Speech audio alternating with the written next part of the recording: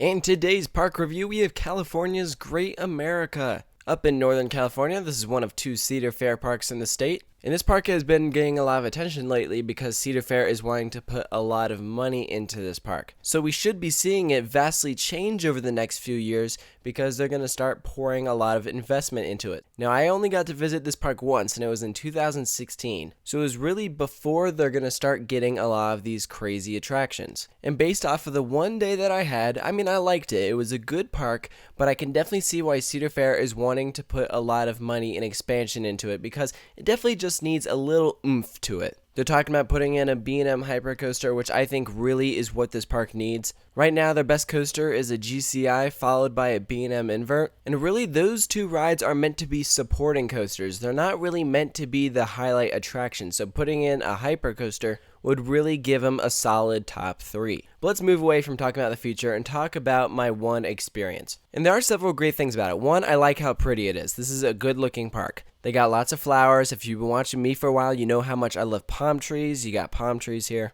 There are plenty of trees within the park, but they're not as much out on the midway creating like shade. Oftentimes they're off to the side. So sometimes it does become a little hard to find shade. If you want that, you'll have to go under like a tent structure or maybe in an indoor restaurant, something like that. And what was good was that they had a nice variety of attractions. They have a water park. I didn't go in the water park. I did see a little bit of it. You also got a very nice Planet Snoopy section. Some awesome family rides. Before I went to California's Great America, I had no idea that they had a sky ride, so I was pleasantly surprised to find that they had a sky ride, which I love. I love sky rides. And of course, you got some solid roller coasters. It's nice that they're changing Vortex over to a floorless coaster. I was not very impressed with Vortex. Grizzly was okay. I thought that the King's Dominion version was better. Demon was fine. Again, the best parts about this were definitely Gold Striker and Flight Deck. So let's move on a bit and talk about the shows. Now, I got to see really only one show here, and it was Acro Flight, and this was awesome. It was a big stunt show.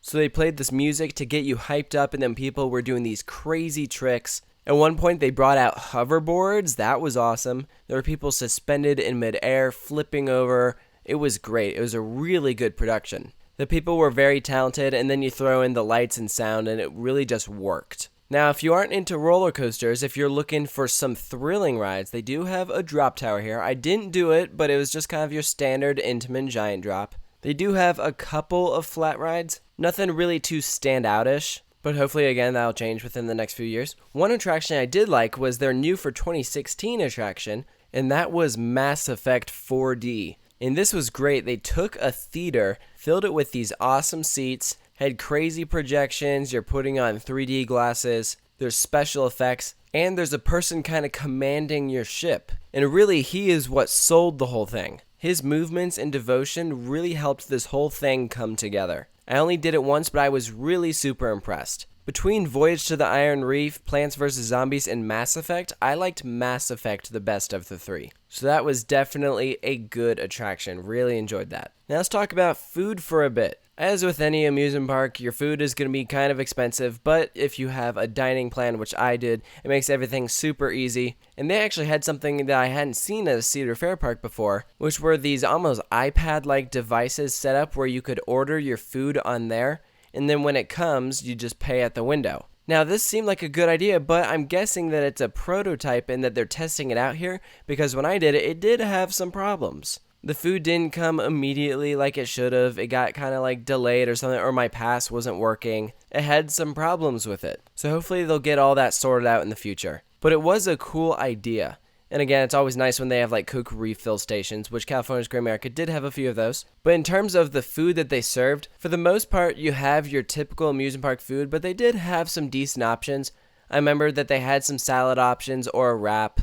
And of course, you can get your pizza or chicken, the basic stuff. But overall, it wasn't too bad. I remember everything tasted pretty good. So moving on, the final thing I'm going to talk about is your merchandise. And this was a kind of interesting experience because I ride Gold Striker, I had an awesome time on it, and I wanted a Gold Striker shirt.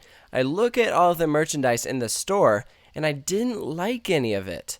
It was fine, but it just wasn't my style. So we talked to some of the people working there, and they took us in the back where they had some extra merchandise that wasn't on display. and they had some stuff there that I liked, which I thought was interesting because they didn't have all of their merch on display, and the one thing I ended up liking, you wouldn't even have known about had you not asked. So I thought that was super interesting. But overall, this is a nice park. I did have a good time at California's Great America. There's definitely room for improvement. I look forward to seeing how they're going to change things. Our first step is obviously converting Vortex into a floorless coaster. I look forward to seeing how Patriot goes over. It's already looking good with the new colors. I'm just hoping that they actually build an actual station around it, because that was one thing I didn't like about some of the coasters here, was that they didn't even have like a real station. There wasn't a roof over you. You see that with Flight Deck, you saw that with Vortex. So hopefully we'll start seeing some of these coasters actually get like a roof. I kind of feel bad for the employees that they have to be out in the sun the entire time. So again, it's not a perfect part, but I see why Cedar Fair wants to put some expansion money into this. So let me know if you've been to California's Great America, what you think of it. Post all those thoughts in the comment section below, and of course stay tuned for more park reviews here at Coaster Studios.